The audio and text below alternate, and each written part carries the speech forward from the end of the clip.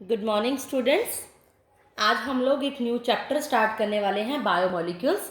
लेकिन उससे पहले मैं कोऑर्डिनेशन कंपाउंड्स को बाइंड अप करने वाली हूँ। कल मैंने क्या बताया था, CFST बताई थी, क्रिस्टल फील्ड थ्योरी बता रही थी for octahedral and tetrahedral complexes के लिए। मैंने उसमें ऑक्टाहेड्रल कॉम्प्लेक्स का स्ट्रक्चर तो बना दिया था, लेकिन टेट्राहेड्रल के स्ट्रक्चर को मैं एक बार थोड़ा सा बताना चाहती हूँ कि उसका स्ट्रक्चर और टेट्राहेड्रल ऑक्टाहेड्रल में क्या डिफरेंस है। वही डी ऑर्बिटल्स की स्प्लिटिंग तो होएगी, मैंने आपको हिंट दे दिया था। वैसे चाहो तो आप बुक में देख के भी बड़ा इजीली समझ आ जाता है। डी ऑर्बिटल्स हैं ये फ्री आयन की फॉर्म में, फिर क्या होते हैं, ये एवरेज एनर्जी हो जाती है इनकी, हायर एनर्जी लेवल पे चले जाते हैं और फिर इनकी स्प्लिटिंग होती है। सिर्फ फर्क क्या है, स्प्लिटिंग का ही है। ऑक्टाहेड्रल में क्या होता था, DX DY DZ क्या होते थे, नीचे आते थे। लेकिन टेट्राहेड्रल में क्या होगा, ये ऊपर चले जाएंगे, इनकी एनर्जी क्या होती है, ज़्यादा होती है। और यहाँ पर DX² - Y² और DZ² वाला ऑर्बिटल यहाँ पर आएगा। बाकी सारा सिस्टम सेम रहेगा। यहाँ के बीच की जो सेंटर वाली लाइन है बैरी सेंटर रहेगी। ये डिस्टेंस अपोजिट हो जाएगा, 0.4 डेल्टा T हो जाएगा, जैसे डेल्टा O था, और ये -0.6 डेल्टा T हो जाएगा। इसको हम E कहेंगे और इसको T कहेंगे। उसको जैसे T2G और EG कहते थे, यहाँ T2 कहेंगे और यहाँ पर E कहेंगे। सिर्फ नाम का ही फर्क है। स्प्लिटिंग का फर्क क्या है, यहाँ मैंने ये बता दिया था कि ऑक्टाहेड्रल कॉम्प्लेक्सेस के अंदर ये वाले जो ऑर्बिटल हैं तीन की अलोंग द एक्सिस लाई करते हैं। इस वजह से उनके बीच में क्या होती है, रिपल्शन होती है। जो एक्सिस के बीच में बिटवीन द एक्सिस लाई करते हैं ये वाले, इस वजह से उनमें रिपल्शन होती है, दूर जाते हैं और ऊपर चले जाते हैं। ये ऑर्बिटल जिनकी रिपल्शन होने की वजह से जो ऊपर चले जाते हैं उनमें रिपल्शन होती है, ये आप दिखा सकते हो। लेकिन टेट्राहेड्रल के केस में क्या होता है, अपोजिट होता है। टेट्राहेड्रल में जैसे कोई स्ट्रक्चर है, मान लो कोई मेटल है, 7 लिगेंड लगे हुए हैं 4, वो लिगेंड क्या करते हैं, अलोंग द एक्सिस लाई करते हैं। अलोंग द एक्सिस वाले जो ऑर्बिटल होते हैं, एक्सिस के अलोंग लाई करते हैं, वो स्प्लिट करते हैं, वो रिपेल करते हैं। इसके अंदर अलोंग द एक्सिस वाले ये है और बिटवीन द एक्सिस वाले ऑर्बिटल ये होते हैं। शेप्स वाला मैटर सेम ही है जो मैंने ऑक्टाहेड्रल में एक्सप्लेन किया था। इसमें ये रिपेल करते हैं, इसीलिए इसकी एनर्जी ज़्यादा होती है और ये ऊपर चले जाते हैं। बाकी मेथड सेम रहेगा। स्ट्रॉन्ग फील्ड लिगेंड है, वीक फील्ड है, पेयरिंग होना ना होना, पेयरिंग एनर्जी, सब कंसेप्ट सेम है।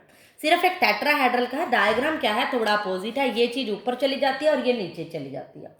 उसके बाद जो लास्ट स्ट्रक्चर, मेनली जो क्वेश्चन ऑक्टा और टेट्राहेड्रल के ऊपर ही आता है, लेकिन कई बार स्क्वायर प्लेनर का भी डायग्राम पूछ लेता है, तो एक बार उसको भी मैं बता देती हूँ। डायरेक्ट स्प्लिटिंग से बता रही हूँ।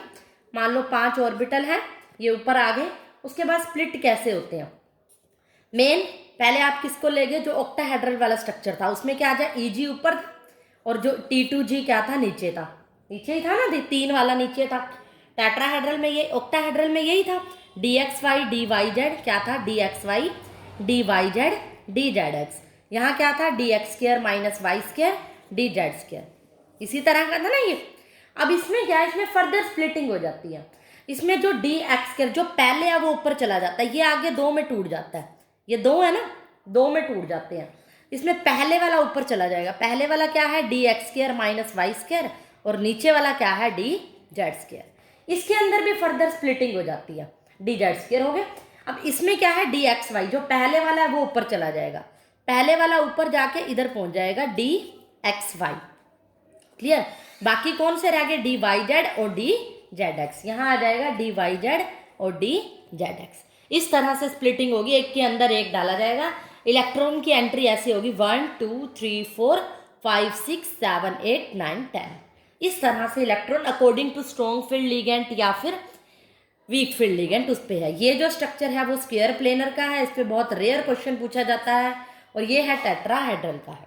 तो इसको आप अच्छे से कर लीजिए। अब हम अपना नेक्स्ट चैप्टर, जो न्यू चैप्टर आज हम स्टार्ट करने वाले हैं, उसको कंटिन्यू करेंगे। बड़ा ही इंटरेस्टिंग है और बायो से रिलेटेड है। मेडिकल्स वाले स्टूडेंट के लिए तो बहुत इंटरेस्टिंग टॉपिक है। कुछ टॉपिक उन्होंने पढ़े भी होंगे बायो के अंदर। नाउ बायो मॉलिक्यूल्स के अंदर पहले हम किन किन के बारे में पढ़ेंगे। बायो केमिस्ट्री बोलते हैं एक्चुअल में यहाँ पर जो हम स्टडी करेंगे। ये जो बायो मॉलिक्यूल्स है एक बायो केमिस्ट्री का पार्ट है। बायो केमिस्ट्री, बायो का मतलब होता है लिविंग, ऐसी साइंस की ब्रांच जहाँ पर हम लिविंग ऑर्गेनिजम्स के बारे में पढ़ेंगे उसको हम बोलते हैं बायोकेमिस्ट्री। बायोकेमिस्ट्री दो तरह की होती है, एक होती है ऑर्गेनिक और एक होती है इनऑर्गेनिक। हमारे सिलेबस में इनऑर्गेनिक का जिक्र नहीं है, हमने इनऑर्गेनिक के बारे में नहीं पढ़ना। ऑर्गेनिक के अंदर हमने पढ़ने हैं कुछ मॉलिक्यूल्स की स्टडी करनी है। जो वो मॉलिक्यूल्स हैं मेनली, पहला हमारे जो सिलेबस में हैं वो करने हैं हमने carbohydrates, proteins and nucleic acid. ये हमारे सिलेबस में है, ये बहुत ज़्यादा इम्पॉर्टेंट है, बायो में भी आपने पढ़े हैं। और भी कई मॉलिक्यूल्स होते हैं जैसे विटामिन्स, एंजाइम्स, हार्मोन्स, ये भी सारे क्या है, मॉलिक्यूल्स ही हैं। लेकिन इस बार 2021 के अंदर ये हमारे सिलेबस से डिडक्ट कर दिए गए हैं, डिलीट कर दिया गया पोर्शन में। हमने सिर्फ मेनली इन्हीं 3 पोर्शन की स्टडी करनी है और इम्पोर्टेंट भी यही 3 है। जब ये होता था तब भी इसमें से एक आधा ही क्वेश्चन आता था, ज़्यादा क्वेश्चन इसमें से ही बनते थे। तो अब इम्पोर्टेंट पार्ट हमारा रह गया है, अनइम्पोर्टेंट डिलीट हो गया है। कार्बोहाइड्रेट, प्रोटीन्स या न्यूक्लिक एसिड्स के बारे में पढ़ना है। तो बायोमोलिक्यूल्स की अगर डेफिनेशन पूछी जाए तो लिविंग मॉलिक्यूल्स मतलब ऐसी कॉम्प्लेक्स लाइफलाइज केमिकल सब्सटेंसेस जो फॉर्म्ड होते हैं with the basis of life के अंदर, मतलब जो लिविंग सिस्टम के अंदर बिल्डअप नहीं होते बट उनकी ग्रोथ के लिए, उनकी मेंटेनेंस के लिए, उनकी रिप्रोडक्शन के लिए रिस्पॉन्सिबल होते हैं। मतलब जो बिल्डअप नहीं होते, लिविंग सिस्टम के अंदर नहीं बनते, लेकिन उनकी ग्रोथ के लिए और उनकी मेंटेनेंस के लिए रिस्पॉन्सिबल होते हैं, उन मॉलिक्यूल्स को हम कहते हैं बायोमोलिक्यूल्स। वो सब्सटेंसेस कौन से हैं, इसमें पार्ट वाइज हम करेंगे इस चैप्टर को। पार्ट वाइज मतलब अलग अलग मॉलिक्यूल्स को एक पार्ट में बांटा गया है। पहला मॉलिक्यूल कार्बोहाइड्रेट, फिर प्रोटीन्स एंड फिर न्यूक्लिक एसिड। आज मैं आपको सिर्फ बेसिक बातें बताऊंगी, इस चैप्टर की बेसिक इंट्रोडक्शन कार्बोहाइड्रेट्स के बारे में शुरू करने जा रही हूँ। कार्बोहाइड्रेट्स क्या होता है, एक बड़ा ही इंपॉर्टेंट क्लास है बायोमोलिक्यूल्स का कार्बोहाइड्रेट्स। इसके अंदर कौन कौन से कंपाउंड्स आते हैं, sugar, starch, glucose, fructose, sucrose, ये सब इसके अंदर आते हैं। सुक्रोज, ये सब किसके अंदर आते हैं, कार्बोहाइड्रेट्स के अंदर आते हैं। ये डिस्ट्रीब्यूट होते हैं एनिमल और प्लांट किंगडम के अंदर और ये ऑब्टेन्ड होते हैं हमें प्लांट से। ये एनिमल्स प्लांट्स में पाए जाते हैं by the process of photosynthesis. हमें पता है फोटोसिंथेसिस में क्या होता है, कार्बन डाइऑक्साइड, ऑक्सीजन जो प्लांट्स है वो लेते हैं विद वाटर और सनलाइट की प्रेजेंस में और क्लोरोफिल की प्रेजेंस में इसको लेते हैं। और प्रोडक्शन किसकी होती है, कार्बोहाइड्रेट्स की। एक्चुअल में ये ऐसे होती है और ऑक्सीजन क्या होती है, रिलीज होती है। जब इसको बैलेंस करेंगे तो कुछ ऐसी होगी एक रिएक्शन। क्लियर, एक्स वाई क्या है, इसके मोल्स हैं, कितने नंबर ऑफ मोल्स हैं। अब ये जो प्रोड्यूस्ड हुआ ये क्या है, कार्बोहाइड्रेट्स। अब आपने कैसे करना है इसको, मेनली कार्बोहाइड्रेट्स के बारे में ये सब नहीं लिखना, ये जो मैंने बातें बताई ये सिर्फ समझाने के लिए थी। अब आपसे कोई पूछे कि कार्बोहाइड्रेट्स के बारे में मेन जो डिस्कशन बताना है, देखो नाम से ही पता चल रहा है, कार्बन प्लस हाइड्रेट। कार्बन के हाइड्रेटेड जो कंपाउंड होते हैं वो कार्बोहाइड्रेट्स होते हैं। जैसे एग्जाम्पल देखो, ये बड़ा ही, ये ओल्ड डेफिनेशन है कार्बोहाइड्रेट्स की। ओल्ड जो डेफिनेशन है वो है हाइड्रेटेड और कार्बन, मतलब जिसके अंदर कार्बन भी आएगा और हाइड्रेटेड का मतलब वाटर भी आएगा। कार्बन एक्स आ गया मान लो, वाटर वाई आ गया, ये थी इसकी ओल्ड डेफिनेशन। जैसे मैं आपको एक एग्जांपल दे देती हूँ कि कैसे ये इसको फॉलो करता है। जैसे मान लो मैंने कहा कि ये कार्बोहाइड्रेट्स है, sugar, starch, glucose, fructose, sucrose. मान लो मैंने कहा C6H12O6 ग्लूकोज है। ग्लूकोज क्या है, कार्बोहाइड्रेट्स है। ओल्ड डेफिनेशन के अकॉर्डिंग इस फॉर्म में एग्जिस्ट करना चाहिए। इस फॉर्म में कैसे एग्जिस्ट करेगा, कार्बन 6 है, वाटर कितने हैं 12 हैं, तो 6 करोगे, वाटर 6 टू द 12 O6 है, हाइड्रोजन 12 है और C6, मतलब ये किसकी फॉर्म हो गई, कार्बन हाइड्रेटेड फॉर्म हो गई। CXH2OY की फॉर्म में एग्जिस्ट कर रहा है। पहले ऐसे कहा जाता था जो कार्बन CXH2OY की फॉर्म में एग्जिस्ट करता है वो सारे मॉलिक्यूल्स कार्बोहाइड्रेट्स होते हैं। जैसे मैं आपको एक एग्जांपल और देती हूँ सुक्रोज का।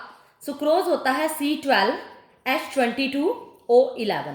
इसको आप कैसे लिखोगे, CX की फॉर्म में। C कितने हैं 12, वाटर कितने हैं 22 हैं, 22 को 2 × 11 होएगा 22 और 11 ऑक्सीजन है, राइट। ये इसकी फॉर्म में बन रहा है, कार्बन 12, हाइड्रोजन 22, इसको मल्टीप्लाई करो, oxygen 11।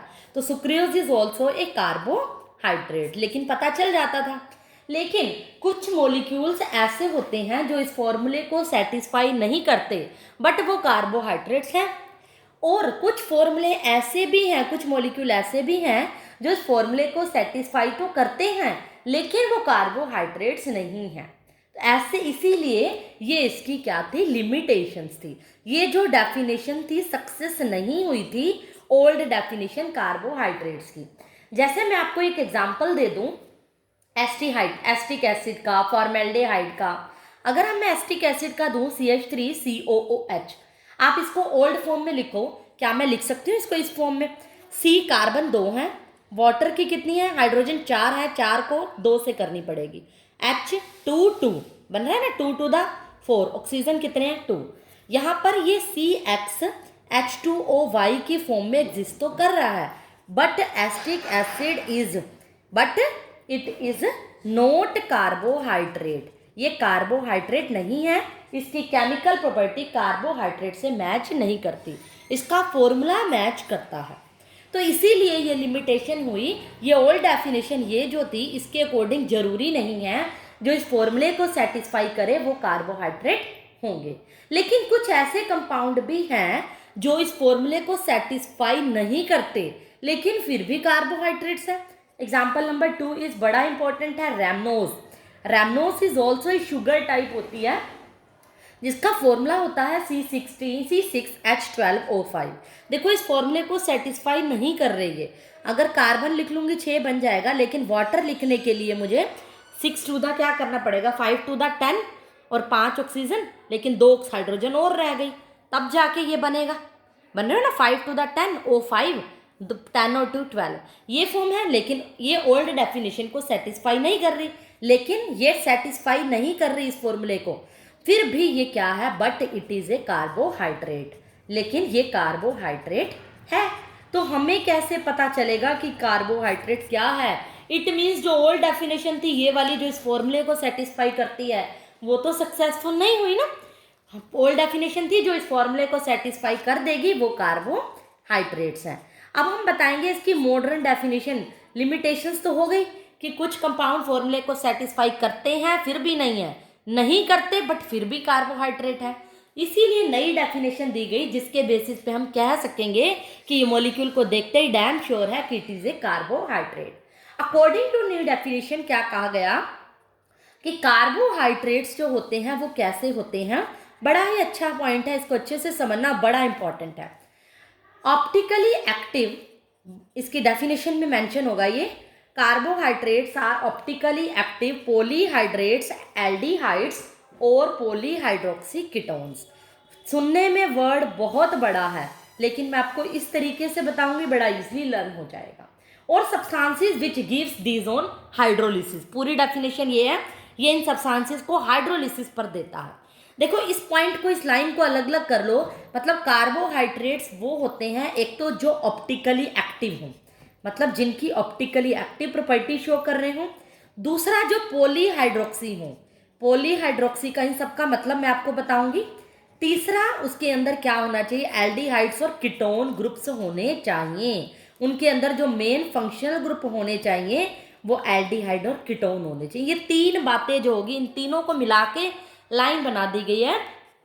Carbohydrates are defined as optically active polyhydroxy aldehyde और पॉलीहाइड्रोक्सी कीटोन। बड़ा इजी है, सुनने में लंबी लग रही है, आप इसको समझो। ऑप्टिकली एक्टिव वो होते हैं जो plane polarise light, PPL light एक ऐसी होती है जो यूनिट डायरेक्शन नहीं होती, बहुत सारी डायरेक्शंस होती हैं इसकी। देखो ऐसे एक लाइट होती है, इसके बारे में मैं आपको ऑर्गेनिक में बताऊंगी डिटेल में, वहाँ पर इसका जिक्र आता है प्लेन पोलराइज लाइट को, जिसको हम अगर हम किसी के अंदर रखते हैं प्लेन पोलराइज तो वो रोटेट हो जाती है लेफ्ट में और राइट में, ठीक है, जो रोटेशन शो करती है। मतलब कुल मिला के यही है, किसी प्रिज्म के अंदर जिस ऑब्जेक्ट के अंदर रखते हैं तो ये रोटेशन शो करती है, जिसको हम बोलते हैं प्लेन पोलराइज लाइट।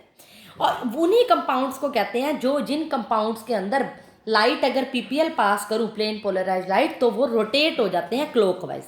अगर वो क्लॉकवाइज रोटेट हो जाते हैं तो उन कंपाउंड्स को हम कहते हैं ऑप्टिकली एक्टिव।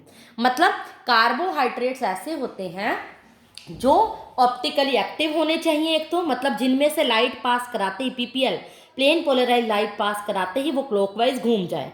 वो होंगे एक तो ऑप्टिकली एक्टिव, दूसरा पॉलीहाइड्रोक्सी ग्रुप, मतलब पॉलीहाइड्रोक्सी, हाइड्रोक्सी का मतलब होता है OH, पॉली मतलब एन बहुत सारे, पॉली मतलब मैनी, जिसके अंदर बहुत सारे OH ग्रुप होने, और आपके उसका फॉर्मूले के अंदर देखोगे ना बहुत सारे OH ग्रुप मिलेंगे, वो होने चाहिए।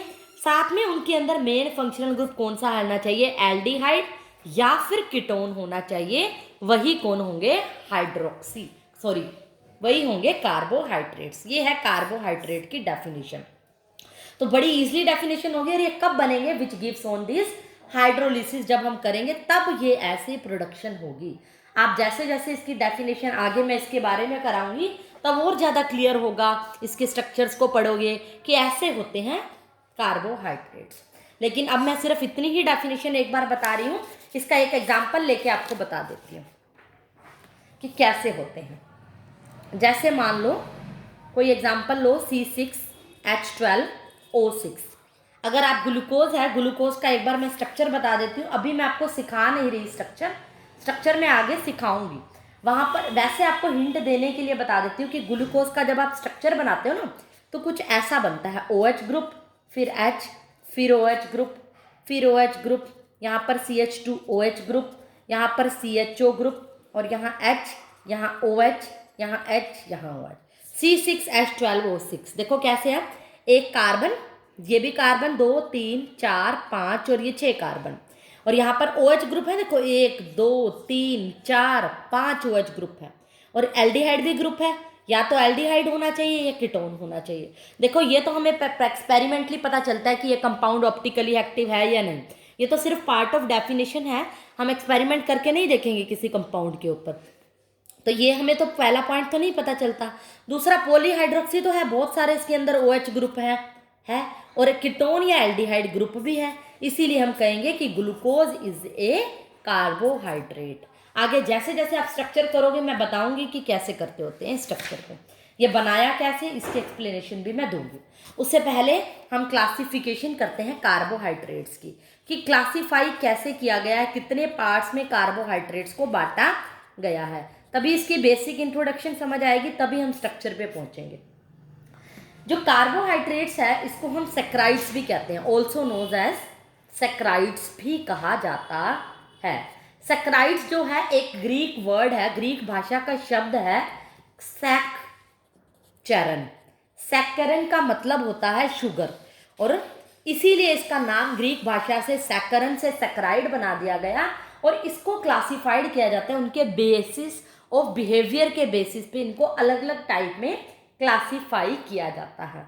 3 टाइप में मेनली ये क्लासिफाई किया जाता है, राइट डाउन करो, हेडिंग डालो, फर्स्ट इज मोनोसेक्राइड्स, सभी के पीछे सेक्राइड्स तो लगेगा ही क्योंकि जिसके अंदर शुगर होती है, और मैंने आपको बहुत सारे एग्जाम्पल बताए हैं कार्बोहाइड्रेट्स के, ग्लूकोज, फ्रुक्टोज बताया ना, माल्टोज भी होता है, इसका स्टार्च भी होता है, सेलुलोज भी होते हैं वैसे तो, बट इसी तरह जिनके अंदर शुगर होती है मेनली वही क्या होते हैं, कार्बोहाइड्रेट्स। इसीलिए सेक्राइड्स ग्रीक भाषा का जिसका मतलब शुगर है, फर्स्ट क्लासिफिकेशन इसकी मोनोसेक्राइड्स है। ये जो कार्बोहाइड्रेट्स होते हैं बिल्कुल सिंपलेस्ट फॉर्म होती है, सिंपलेस्ट कार्बोहाइड्रेट्स होते हैं जिनको हाइड्रोलाइज्ड नहीं किया जा सकता, जिनको can not be hydrolysed to smaller molecules, जिनको हम स्मॉलर मॉलिक्यूल्स के अंदर हाइड्रोलाइज्ड नहीं कर सकते। मेन पॉइंट ही यही है, बड़ा इंपॉर्टेंट डेफिनेशन है इसकी। ऐसे सिंपलेस्ट कार्बोहाइड्रेट जिनको हम हाइड्रोलाइज नहीं कर सकते स्मॉलर मॉलिक्यूल्स में। जैसे कि मैंने मॉडर्न डेफिनेशन में बताया था कि कार्बोहाइड्रेट्स जब हाइड्रोलिसिस करके ये 3 प्रॉपर्टी शो करते हैं, कौन सी, first is optically active, second polyhydroxy मतलब बहुत सारे हाइड्रोक्सी ग्रुप होना, थर्ड कौन सी प्रॉपर्टी बताई थी, एल्डिहाइड या फिर कीटोन ग्रुप का होना। ये कब प्रॉपर्टी शो करते हैं, अगर इसकी प्रॉपर डेफिनेशन पढ़ो, आफ्टर हाइड्रोलिसिस शो करते हैं। तो इसका मतलब हमें पता है कार्बोहाइड्रेट्स हाइड्रोलिसिस के बाद ही बनता है। तो ये भी 3 कैटेगरी पे हैं। मोनोसेक्राइड वो होते हैं जो हाइड्रोलाइज छोटे मॉलिक्यूल्स के अंदर नहीं होते, जैसे फॉर एग्जाम्पल CH2O की पावर n, अगर मैं इसको तोड़ूंगी तो ये बहुत सारों में नहीं टूटेगा। जैसे मान लो मैं आपको एक जब डाइसेक्राइड का एग्जांपल दूंगी ना तब ये ज़्यादा अच्छे से क्लियर होगा। कुछ मॉलिक्यूल ऐसे होते हैं 2 या 3 में टूट जाते हैं, लेकिन ये मॉलिक्यूल कैसे टूटेगा, इसमें तो कार्बन ही एक है, इसमें जो n की वैल्यू होती है वो क्या है, यहाँ तो एक है, वैसे इसकी n की वैल्यू होती है 3 to 7। 3 पुट कर दो इस फॉर्मूले के अंदर, 7 पुट कर दो, मान लो 3 पुट करी तो क्या आएगा 3 to the 6 O3, ये हो जाएगा। अगर मैं n की वैल्यू 4 पुट कर दूँ तो क्या होगा, 4 पुट करो 4 to the 8 A4, 5 पुट करो C5 H10 O5। तो मतलब ऐसे मॉलिक्यूल्स होते हैं जिनकी वैल्यू 3 to 7 होती है, जिनको हाइड्रोलाइज हम छोटे मॉलिक्यूल्स के अंदर नहीं कर सकते, बांटेंगे उसको जो खुद बड़े होंगे, ये तो बहुत ही छोटे हैं, ज़्यादा से ज़्यादा C7 ही होगा H14 O7, ज़्यादा से ज़्यादा मोनोसक्राइड सबसे बड़ा यही होता है। तो ये खुद ही इतना छोटा है कि इसको हम और टुकड़ों में नहीं बांट सकते। Glucose is also the part of this, glucose भी इसी का पार्ट हो गया ना, एक तरह से मोनोसक्राइड्स ही हो गए। धीरे धीरे जब सारे करोगे क्लासिफिकेशन और क्लियर होगा। सेकंड जो क्लासिफिकेशन है वो है ओलिगोसैक्राइड्स, हेडिंग डालो ओलिगोसैक्राइड्स। ओलिगो का मतलब होता है, ओलिगो वर्ड्स भी ग्रीक भाषा का है जिसका मतलब होता है फ्यू, मतलब कुछ एक में टूटते हैं। जिसको हाइड्रोलाइज करते हैं तो हमें कुछ मॉलिक्यूल्स मिलते हैं, वो कुछ कितने हैं, ऑलमोस्ट 2 से 10 मॉलिक्यूल्स हमें मिलते हैं, जिनको तोड़ने पर 2 से 10 मॉलिक्यूल्स हाइड्रोलाइज्ड करने के बाद, ये पॉइंट इंपॉर्टेंट है, मिलते हैं। उनके नंबर ऑफ मोनोसैक्राइड्स पे डिपेंड करता है एक्चुअली कि वो कितने में क्लासीफाई होंगे। अगर वो 2 मॉलिक्यूल में टूटते हैं तो उनको बोलेंगे डाइसैक्राइड्स, अगर वो 3 मॉलिक्यूल्स में टूटते हैं तो उनको हम बोलेंगे ट्राइसैक्राइड्स। इस तरह से उनके फर्दर नाम रखे जाते हैं ओलिगो के, क्योंकि इसके अंदर 2 से 10 मॉलिक्यूल के बीच में कोई भी कंपाउंड टूट जाता है। जैसे मैं आपको अगर डाइसैक्राइड्स का एग्जांपल दूं, जैसे सुक्रोज है, सुक्रोज होता है C12H22O11। जब हम इसका हाइड्रोलिसिस करते हैं इन प्रेजेंस ऑफ एसिड के एट पॉजिटिव आयन, तो ये किस में टूटता है, ग्लूकोज और फ्रुक्टोज में। C6H12O6 दो होते हैं, एक ग्लूकोज होता है और एक क्या होता है, फ्रुक्टोज होता है। एक्चुअल में ये सुक्रोज है। तो ये टूट गया आफ्टर रिएक्शन, 2 मॉलिक्यूल में टूटा, एक और एक 2, इसीलिए इसका नाम क्या है, डाइसैक्राइड्स। क्लियर हो गया। ट्राइसैक्राइड ऐसा होता है जो हाइड्रोलिस करने पर सेम और डिफरेंट मोनोसैक्राइड्स मतलब 3 मॉलिक्यूल्स के अंदर टूटता है। जैसे इसका एग्जांपल लिखो, एग्जांपल है C18H32O16। ऐसे याद रख सकते हो, कार्बन 6 कम से कम होनी चाहिए जब टूटती है। यहाँ पर कितनी है, 18 है, 18 के 6 के मल्टीपल करो कितने होंगे, 6 3 18 होता है, यानी 3 6 में टूट जाती है। C6H12O6 प्लस C6H12O6, यहाँ तो 32 होगी, लेकिन एक्चुअल ऐसा फंडा नहीं होता, जरूरी नहीं है एक 6 कार्बन एक 6 कार्बन और एक 6 कार्बन, यहाँ पर कुछ और ही फंडा होता है। जैसे जैसे सिलेबस में आएगा मैं आपको बताऊंगी। मतलब 3 कार्बन की फॉर्म में टूट जाती है, 12 कार्बन थी तो 2 कार्बन को देखना होता है, उस फॉर्म में टूट जाती है। 18 है तो 3 में टूटेगी, अगर 24 कार्बन है तो 4 हिस्सों में टूटेगी, 4 6 6 के 4 कार्बन बनेंगे ना। तो इस तरह से हम इसकी डिवीजन करते होते हैं। ये ट्राई होगा, अगर 4 में मॉलिक्यूल टूटता है तो उसको हम बोलेंगे टेट्रासैक्राइड्स। तो ये इस तरह से इसकी क्लासिफिकेशन है। जो लास्ट क्लासिफिकेशन है वो है पॉलीसैक्राइड्स। नाम से ही आपको इसका पता चल रहा होगा, पोली का मतलब क्या होता है, मैनी, यानी जो डिसोसिएट होकर बहुत सारे कंपाउंड्स मॉलिक्यूल्स को बनाता है। जैसे देखो C6H10O5 की N आ गया यहाँ पे, इसके N मॉलिक्यूल देखो, कार्बन कम से कम 6 आ रही है ना, ये एक मॉलिक्यूल है। N की वैल्यू क्या है, 100 से लेके कम से कम 3000 तक इसकी वैल्यू है। 2 से 10 तक तो मॉलिक्यूल बहुत छोटे होते हैं, ओलिगोसैक्राइड्स बोलते हैं, और जो बहुत सारे 10 से ऊपर 100 से लेके 3000 के मॉलिक्यूल्स को के बीच में तोड़ता है हाइड्रोलिसिस करने पे, इसको हम क्या बोलते हैं, पॉलीसैक्राइड्स। पोली का मतलब मैनी। एक बार ओवरव्यू दे रही हूँ क्लासिफिकेशन का। कार्बोहाइड्रेट्स को 3 भागों में तोड़ा जाता है। मोनो मतलब एक सिंपल मॉलिक्यूल्स के अंदर, जिनको छोटे मॉलिक्यूल्स के अंदर ही तोड़ा जाता है, सिंपलेस्ट छोटे छोटे मॉलिक्यूल्स। ऐसा नहीं कह रही कि मैं एक ही मॉलिक्यूल में टूटेगा, एक मॉलिक्यूल में तो कभी टूट ही नहीं सकता ना। जिनको हाइड्रोलाइज तो नहीं कर सकते, 2 स्मॉलर मॉलिक्यूल में तोड़ ही नहीं सकते हम, क्योंकि एक में टूटेगा तो वो C6 तो कम से कम होना चाहिए, वो क्या टूटना हुआ, मिनिमम ही होता है, इसलिए ये हाइड्रोलाइज नहीं होते। इसमें N की वैल्यू मिनिमम 3 से 7 होती है। जो ओलिगोसैकेराइड्स होते हैं, ओलिगो का मतलब फ्यू, जिसमें 2 से 10 के बीच में मॉलिक्यूल्स टूटते हैं। 2 टूटेंगे तो डाइसैकेराइड, 3 टूटेंगे तो ट्राई, 4 टूटेंगे तो टेट्रा, 5 टूटेंगे तो पेंटा। इस तरह से इनके नाम रखे जाते हैं। और हमेशा टूटना कब होता है? आफ्टर हाइड्रोलिसिस, और वो एसिड के H पॉजिटिव के प्रेजेंस में होती है। ये मैंने रिएक्शन करके दिखा दिया, स्पेस की वजह से ऐसे लिख दी, आप सीधी भी लिख सकते हो। Next is polysaccharide. पॉली का मतलब होता है मैनी, जो कि आफ्टर हाइड्रोलिसिस बहुत सारे मॉलिक्यूल में टूटते हैं, जिसमें N की वैल्यू 100 से 3000 के बीच में होती है। आज मैंने सिर्फ कार्बोहाइड्रेट्स और इसके बेसिक क्लासिफिकेशन के बारे में बताया है। आगे हम इस चैप्टर को कंटिन्यू करेंगे, जिसमें ग्लूकोज, इसके स्ट्रक्चर, रिड्यूसिंग और नॉन रिड्यूसिंग शुगर के बारे में पढ़ेंगे। अब तक के लिए सिर्फ बेसिक टर्म्स को, सैकेराइड्स, ओलिगोसैकेराइड्स, इनको अपने माइंड में बिठाइए। जब तक ये टर्म्स आपके माइंड में नहीं होंगी, चैप्टर समझ में नहीं आएगा। बड़ा ही ईजी और इंटरेस्टिंग चैप्टर है। और मैं पिछले वीडियो की, जो पिछला मैंने कोऑर्डिनेशन कंपाउंड है, उसकी पीडीएफ आपको सैटरडे को उसके इंपॉर्टेंट क्वेश्चन की पीडीएफ ही सेंड करने वाली हूँ। बट ध्यान रहे, मैं जो इंपॉर्टेंट क्वेश्चन सेंड करूँगी वो ओवरऑल चैप्टर के हैं, जो आपके सिलेबस से डिटेक्ट हो चुके हैं टॉपिक्स, उनके आपको करने की नीड नहीं है। मैं पूरे चैप्टर के इंपॉर्टेंट नोट्स आपको भेजने वाली हूँ, तो please focus on it, that's all.